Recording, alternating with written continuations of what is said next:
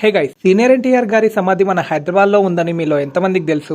ఎక్కడుంది ఏంటి అని క్లియర్ గా ఈ వీడియోలో చెప్తా. వీడియోని లాస్ట్ వరకు చూడండి. సీనియర్ ఎన్టీఆర్ గారు 44 సంవత్సరాల సినిమా జీవితంలో తెలుగు, తమిళ్, హిందీ అండ్ గుజరాతీ లాంగ్వేజెస్ లో దాదాపు 303 సినిమాలలో యాక్ట్ చేసిండ్రు.